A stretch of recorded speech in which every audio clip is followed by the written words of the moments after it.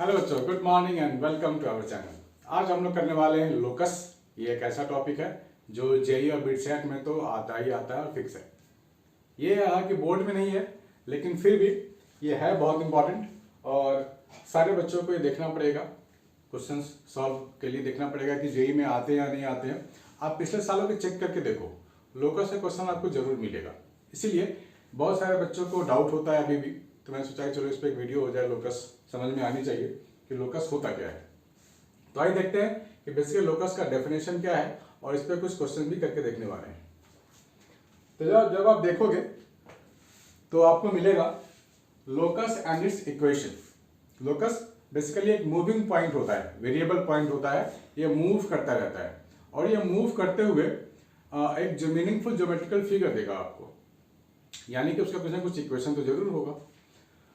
The curve described by a variable point on the plane which moves under given set of conditions is called its locus. चलो अंग्रेजी भाषा को छोड़ो, आप सीधे सीधे भाषा में समझो कि अगर हम एक पॉइंट फिक्स कर देते हैं P और कुछ डिस्टेंस पे एक पॉइंट ले लिया मैंने A और ये A मूव करता है, suppose keep moving such that this distance is constant. This distance is constant और ये मूव करता रहेगा A, तो आपको क्या मिलेगा? एक सर्कल मिल जाएगा। ठीक है, कंडीशन क्या है कि कांस्टेंट डिस्टेंस होनी चाहिए और this point should be moving and point P is fixed, A is movable point. तो घूमता रहेगा कांस्टेंट डिस्टेंस पे, तो सर्कल बन जाएगा। यानी कि हम लोग बोलेंगे this locus is a circle. अगर ये वेरिएबल पॉइंट, अगर ये P से A पे कोई वेरिएबल पॉइंट है और ये पॉइंट सिर्फ एक ही डायरेक्शन में मूव करे, ये पॉइंट सिर्फ एक ही डायरेक्शन में मूव करे, तो ये हमें क्या देगा? स्ट्रेट लाइन देगा।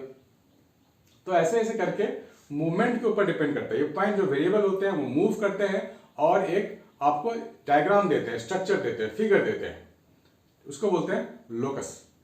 ठीक है ना? इसलिए डेफिनेशन को आप दोबारा पढ़ो। The curve described by a variable point. Variable point कौन है? A is a variable point on the plane which moves under given condition. कुछ ना कुछ कंडीशन उसके ऊपर जरूर होगा। इसमें क्या था? ये फिक्स था। इसमें कंडीशन क्या था कि एक ही लाइन में मूव करनी है। तो इस तरह का कोई कंडीशन के अंदर में वो मूव करता है, उस कंडीशन को फॉलो करता है वो। ठीक है, दैट इज कॉल्ड लोकस।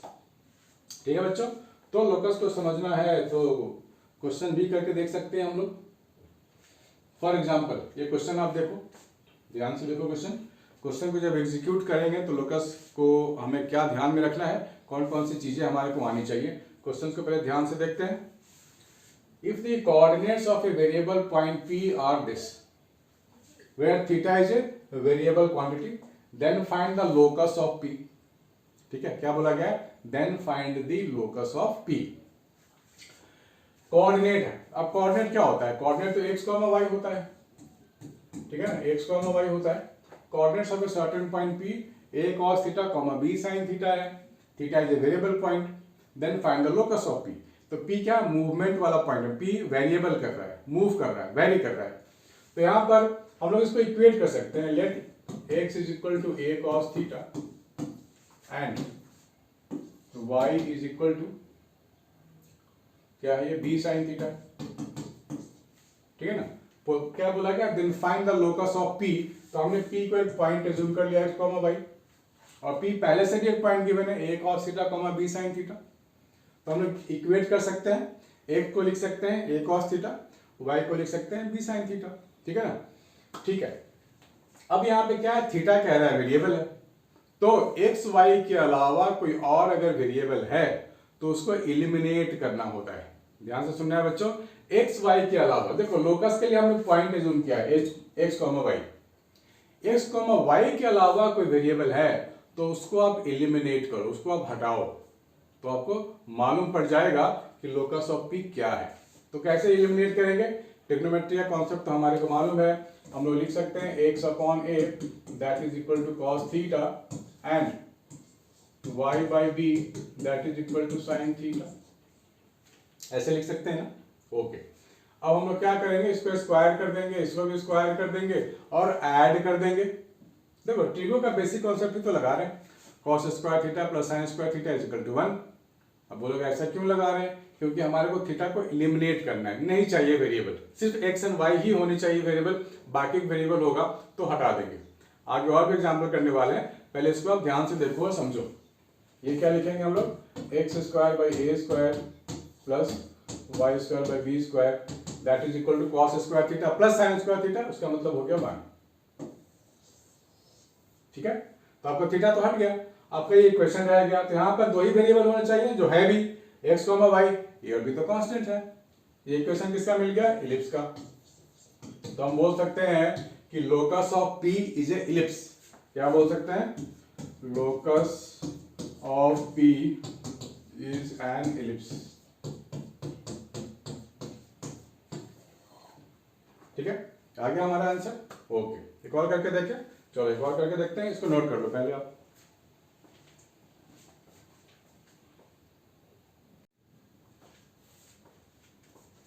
ठीक है बच्चों, तो आगे बढ़े। चलो आगे बढ़ते हैं। तो क्या मिला? ए मिल गया cos alpha comma sine alpha, B क्या मिल गया? Sine alpha minus cos alpha, C मिल गया 1,2। ये आपको दिए हुए चीज है ना, A B C are the vertices of a triangle A B C, vertices of a triangle A B C, then alpha varies, find the locus of a centroid. ठीक है ना बच्चे? तो सबसे पहले आप क्या करोगे? ट्राइंगल ड्रॉ कर लोगे। देखो डायग्राम हमेशा ड्रॉ करनी चाहिए, डायग्राम ड्रॉ करने से पिक्चर थोड़ा क्लियर होता है कि हाँ आगे क्या करना है, विजिबिलिटी बनती है और आगे के लिए विजन तैयार होता है। चलो ये काम करना है। ए क्या है? Cos alpha comma sine alpha, और बी क्या है? Sign alpha minus of cos alpha, और सी क्या है? 1,2 are the vertices of triangle ABC. Then as alpha varies, find the locus of a centroid. Centroid का फॉर्मूला हमारे को मालूम होनी चाहिए। अगर आपके पास 3 कोऑर्डिनेट है ना, x1 y1 x2 y2 x3 y3, तो सेंट्रोइड क्या होता है? x1 plus x2 plus x3 whole divide by 3, y1 plus y2 plus y3 whole divide by 3। ये सेंट्रोइड का आपका जो कोऑर्डिनेट है वो होता है ना। 3 कोऑर्डिनेट तो होते हैं, x1 y1 x2 y2 x3 y3, उसको ऐसे हम लोग फॉर्मूले में लिखते हैं, this is the formula for centroid. तो यहाँ पे बोला गया है A B C are the vertices of a triangle A B C, then alpha varies, find the locus of a centroid. तो सेंट्रोइड हम लोग क्या लिखेंगे? सेंट्रोइड इसी फॉर्मूले को ध्यान में रख के लिखेंगे, इसको नाम सी दे दो। तो क्या मिलेगा मुझे? Cos alpha plus sine alpha plus 1, cos alpha plus of sine alpha plus 1 whole divide by 3। दूसरा क्या होगा? Sine alpha minus cos alpha plus 2 whole divide by 3। ठीक है ना, ये हो गया हमारा। तो ये सेंट्रोइड है, इसको हम लोग लिखेंगे एक्स वाई कोऑर्डिनेट के टर्म में। ठीक है ना, ये क्या एक्स कोऑर्डिनेट है, ये सेंट्रोइड का एक्स कोऑर्डिनेट है और ये सेंट्रोइड का वाई कोऑर्डिनेट है। तो ऐसे ही तो लिखते हैं। इसको आप अच्छे से भी लिख सकते हो कि x is equal to cos alpha plus sine alpha plus 1 whole divide by 3, ऐसे लिख सकते हैं ना। Similarly y is equal to sine alpha minus cos alpha plus 2 whole divide by 3। ठीक, ये लिख सकते हैं। यहाँ पर अब आपको अल्फा को हटाना है, यहाँ पे आपको अल्फा को हटाना पड़ेगा, तभी तो एक्स वाई आपस में रिलेट होंगे। तो यहाँ पे हम लोग क्या लिख सकते हैं? 3x minus 1 is equal to cos alpha plus sine alpha, और यहाँ क्या लिखेंगे हम लोग? 3y minus 2 is equal to sine alpha minus of cos alpha. ठीक है ना, बढ़िया। इक्वेशन 1 और ये हो गया इक्वेशन 2। इनको स्क्वायर करो एंड देन ऐड करो। क्या करना है? पहले स्क्वायर करना है, square 1 and 2, square 1 and 2 and then add, square and then add. तो हम लोग क्या लिखेंगे? 3x माइनस 1 का whole square plus 3y minus 2 का होल स्क्वायर। यहाँ भी स्क्वायर करके ऐड करेंगे तो क्या लिखेंगे? Cos alpha plus sine alpha का square, sine alpha minus cos alpha का स्क्वायर। ठीक है, ये लिखेंगे तो आपको क्या मिलेगा, इसको एक्सपैंड कर दो, इसको एक्सपैंड करेंगे तो क्या मिलेगा, cos square alpha plus sine square alpha plus 2 sine alpha cos alpha, ठीक है ना, plus A square plus B square minus 2 sine alpha cos alpha. तो हम लोग इसको हटा देंगे, cos square plus sine square 1 हो गया, sine square plus cos square 1 हो गया, यानी कि टोटल 2 हो गया ये। तो मुझे क्या मिलेगा, टोटल 2 आया। इस पूरे की जगह आप 2 लिखोगे, इस पूरे की जगह आप क्या लिखोगे, 2 लिखोगे इस पूरे की जगह, ठीक है ना। So this is the equation, this is the equation, और you can say this is the locus. ठीक, बोला गया find the locus of the centroid. So we are getting the locus of the centroid, this one है ना, easy. चलो इसको note करो, अभी आगे एक दो क्वेश्चन और कर लेते हैं।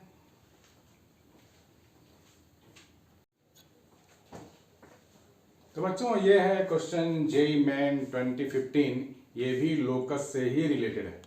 ध्यान से देखते हैं बच्चों कि इस क्वेश्चन में क्या छुपा है और इसको कैसे पूरा किया जा सकता है। 2015 2016 में भी आ चुका है। हर एक साल एक नए क्वेश्चन आपको लोकस का मिल जाएगा बच्चों, पेपर आप देखना ध्यान से, every year you will get it. Locus of the image of the point 2,3 in the line K belongs to any real number। एक लाइन का इक्वेशन है, इज स्ट्रेट लाइन, 4 ऑप्शन दिए गए हैं, सर्कल, रेडियस। देखो स्ट्रेट लाइन में आपको एक कंडीशन आपको शायद मालूम हो, नहीं मालूम है तो मैं बता देता हूं कि लाइन 1 प्लस लैम्डा टाइम्स, यानी कि कोई भी कांस्टेंट हो सकता है, into line 2 is equal to 0। इसको बोलते हैं फैमिली ऑफ लाइंस। इसको क्या बोलते हैं, फैमिली ऑफ लाइंस। और लाइन L1 और लाइन L2 इंटरसेक्ट हो रहे हैं, ठीक है। तो इस पॉइंट से बहुत सारे लाइन गुजर सकते हैं, उसका इक्वेशन ये होता है। ध्यान से सुन लो बच्चों, फिर से बता रहा हूं मैं। Line, this is line L1, ठीक है, दूसरा इंटरसेक्टिंग लाइन है L2। तो ये पॉइंट आपको मिल गया ना। अब इस पॉइंट से बहुत सारे लाइन पास हो सकते हैं, उसको बोलते हैं फैमिली ऑफ लाइंस। तो फैमिली ऑफ लाइंस का इक्वेशन ऐसे ही लिखते हैं, line 1 plus lambda times line 2, ठीक है ना। इससे बहुत सारे लाइंस का इक्वेशन छुपे हुए हैं इसमें, depending of the values of lambda.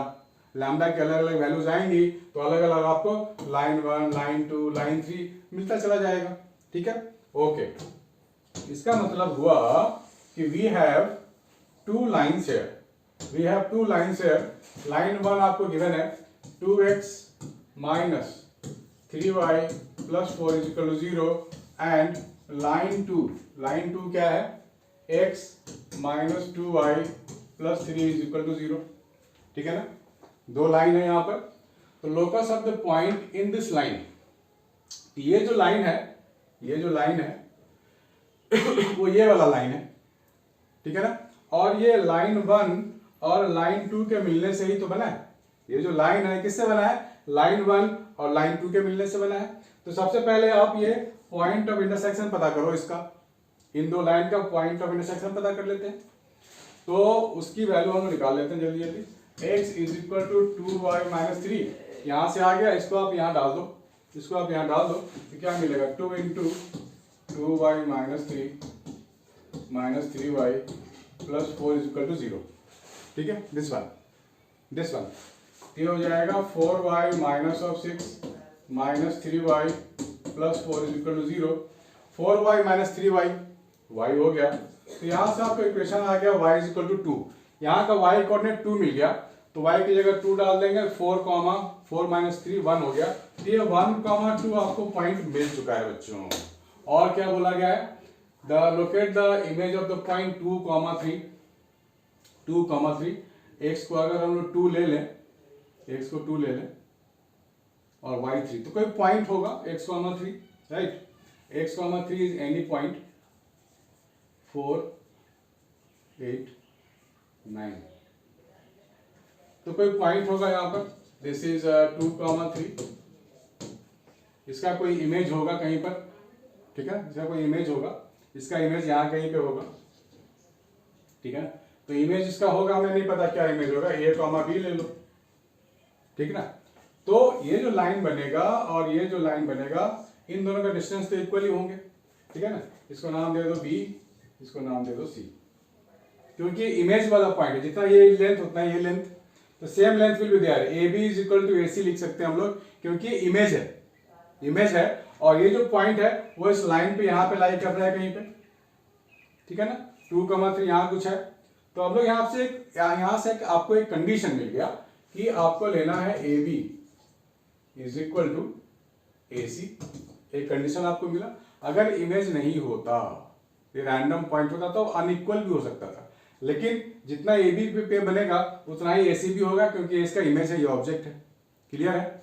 तो अब आप बात करोगे लोकस के लिए, तो डिस्टेंस फॉर्मूला लगा लो। ये डिस्टेंस ही तो है, A B is equal to A C. A B की बात करेंगे तो डिस्टेंस फॉर्मूला लगाओगे तो आपको मिलेगा 1 + 1 अंडर रूट 2 है ये डिस्टेंस, रूट 2 है ना। 3 - 2 1 का स्क्वायर प्लस 2 - 1 1 का square is equal to A C. ए सी के लिए क्या लिखेंगे हम लोग, अंडर रूट a - 1 का होल स्क्वायर प्लस b - 2 का होल स्क्वायर। दिस वन यहाँ पे स्क्वायरिंग करनी पड़ेगी आपको both the sides. So 2 is equal to a square plus b square minus of 2a plus a square plus b square minus of 4b, ठीक है ना। यहाँ पे मिल गया आपको। तो यहां से आपको एक कंडीशन मिल गया कि A B is equal to A C है। बढ़िया ना। तो कंडीशन ही तो चाहिए होता है, इक्वेशन ही चाहिए होता है, इक्वेशन ही चाहिए होता है। तो ए कॉमा बी को आप जनरलाइज कर सकते हो। ए कॉमा बी का लोकस की बात हो रही है, तो लोकस वाले पॉइंट को हम लोग जनरल पॉइंट लिख सकते हैं। ए को आप एक्स लिख सकते हो, बी को वाई लिख सकते हो। तो यहाँ पे मैं लिख दूंगा 4 + 1 5, 5 में से 2 चला गया तो आपको मिल जाएगा 3 plus x square minus 2x plus y square minus 4y, ये मिल गया आपको। ये हो गया x square plus y square, ठीक है, minus 2x minus 4y plus 3 is equal to 0, ये मिल गया आपको। It is equation of circle, यानी कि सी होगा, ऑप्शन थर्ड होगा, नहीं तो फोर्थ होगा। यहाँ रेडियस की बात हो रही है तो रेडियस मालूम कर लेते हैं, रेडियस मालूम कर लेते हैं, रेडियस मालूम कर लेते हैं। तो रेडियस कैसे मालूम करते हैं हम लोग, यहाँ पर आप 2g लिखोगे -1, 2g हो जाएगा -1 और यहाँ से g की वैल्यू हो जाएगी हमारे पास -1/2 और 2f की वैल्यू यहाँ -4 है, तो यहाँ पे f की वैल्यू हो जाएगी -2। यही होता है जनरल इक्वेशन ऑफ सर्कल में। सर्कल नहीं पढ़ा है तो जनरल इक्वेशन बच्चे एक बार आपको देखना पड़ेगा। तो बड़ा आसान सा चीज है, एक बार देख लोगे तो आपको रिवाइज हो जाएगा। तो सेंटर और यहाँ पे जो c की वैल्यू है, c जो कांस्टेंट होता है वो 3 है। तो रेडियस का जो फॉर्मूला हम लोगों के पास अवेलेबल है g square plus f square minus c है। g का मतलब ये हो गया 1/4, f का मतलब हो गया 4, c का मतलब -3, ठीक है। ये जो हम लोगों का बना, ये क्या बना, 1/4 प्लस 1 बना, यानी कि √5/2 बना, √5/2 इसका रेडियस बना, ठीक है ना। 5 - 2 3 हो गया, तो ये 3 यहाँ पर है, -2x माइनस दिस वन, तो 2g is equal to -2, sorry ये -2 था, 2g -2 था, g की वैल्यू 1, थोड़ा सा गड़बड़ ठीक कर लेते हैं, कोई बात नहीं। ये हम लोगों का जो इक्वेशन आया है इसको कंपेयर करेंगे तो g की वैल्यू आ रही है -1 और 2f की वैल्यू है यहाँ पर -4, तो f की वैल्यू आ गई -2। तो हम लोग जो कांस्टेंट की वैल्यू वो 3 है, कांस्टेंट यहाँ पे 3 है, तो according to basic formula √g का स्क्वायर प्लस f का स्क्वायर माइनस ऑफ c यानी कि -3, ये हो जाएगा हमारे पास 1 + 4 -3, तो ये √2 आ रहा है, √2। Yes, so we are getting third option, we are getting third option, circle of radius √2। तो ऐसे ऐसे क्वेश्चंस जेईई में पहले भी आ चुके हैं, आगे भी आने की पूरी संभावनाएं हैं। तो बच्चों ऐसे क्वेश्चंस अच्छे से करो, इस वीडियो को पूरा खत्म करो, और आपको लोकस में ज्यादा कुछ नहीं करना, इससे ज्यादा कुछ नहीं करना, आप सीधा क्वेश्चंस में लग सकते हो जो जेईई मेंस एडवांस के बच्चे हैं या बिटसैट में अपेयर हो रहे हैं तो बच्चे हैं। तो बच्चों अगर आपको पसंद आया हो, समझ में आया हो, तो लाइक कमेंट शेयर जरूर करना। मिलते हैं नेक्स्ट वीडियो में, बाय एंड टेक केयर।